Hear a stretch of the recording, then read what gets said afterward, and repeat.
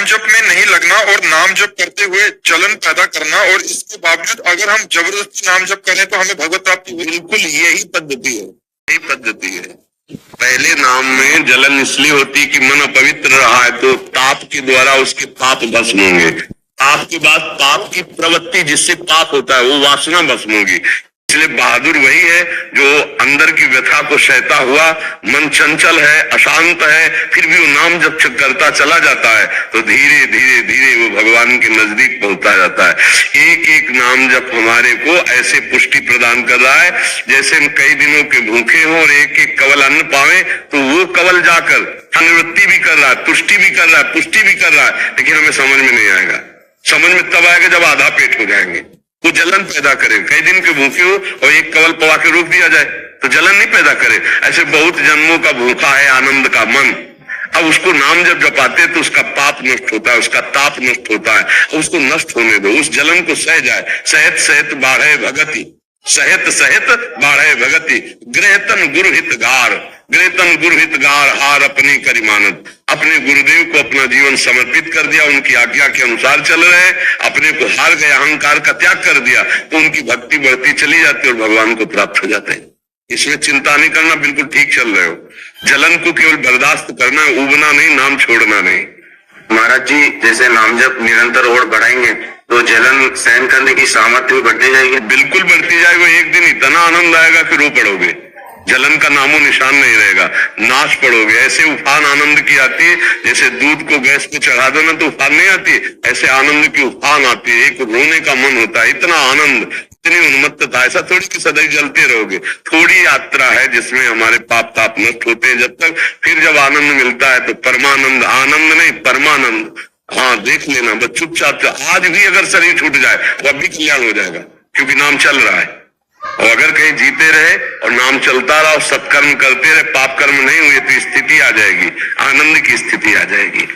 राकेश कुमार जी, राधे राधे महाराज जी। महाराज जी, जब मैं भागवतिक मार्ग पर चल रहा हूँ तो अपने घर संशय है तो दूर भी अपने सामर्थ्य अनुसार करता हूँ, लेकिन यदा कदा अधिकांश दुष्कर्मों को दूर करते करते मृत्यु से भय लगने लगता है महाराज जी।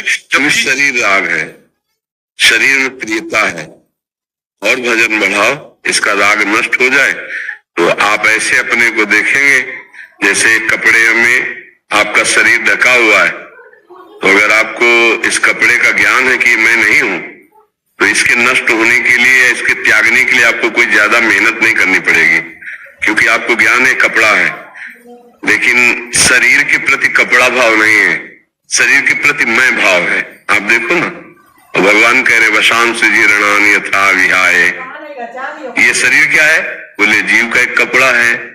तो जैसे नया कपड़ा प्राप्त होने पर पुराने कपड़े त्यागने में कोई शोक नहीं होता, ऐसे होना चाहिए। पर वो ज्ञान अभी हमारे अंदर जागृत नहीं, हमें शरीर सहित भगवान को समर्पित हो जाना चाहिए। देखो बिना गुरु कृपा के यही बंधन नहीं कटता। जड़ चेतन ग्रंथि पड़ गई और यद्यपि मृषा पर छूटती कठिनाई।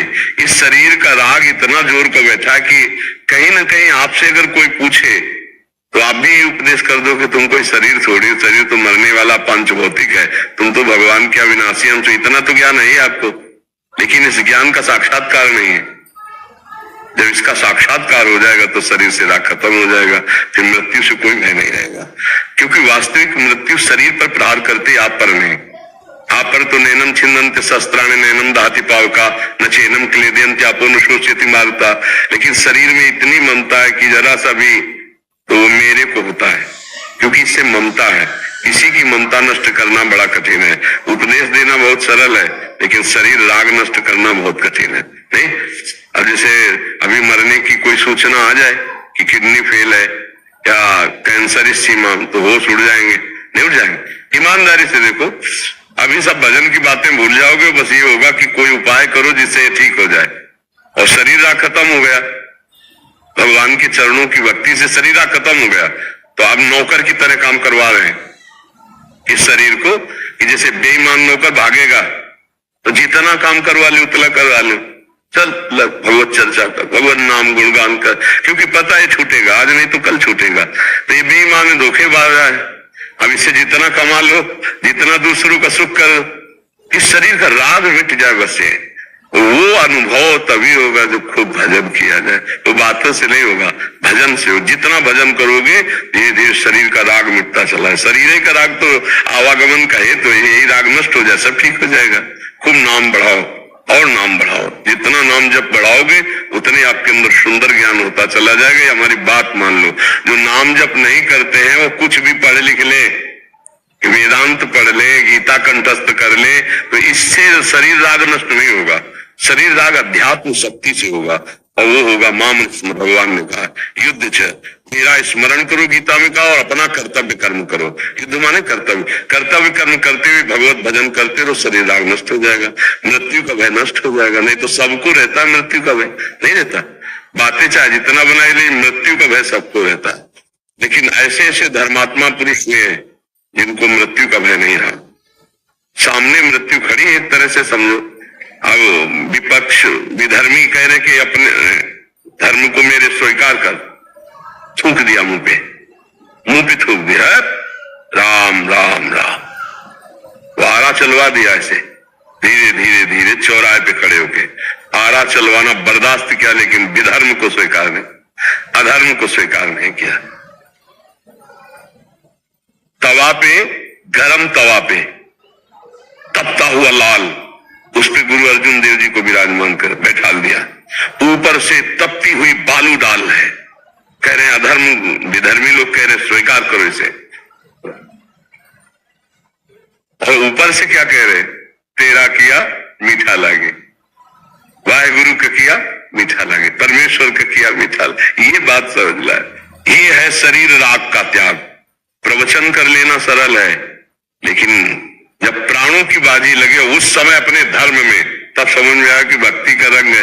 नहीं, अभी अगर एक तरफ तलवार खींच दी जाए, नहीं ये खा, ये पी, ये स्वीकार कर, तो लगेगा यार खा पी के जिंदा तो रहेंगे, फिर भजन कर लेंगे।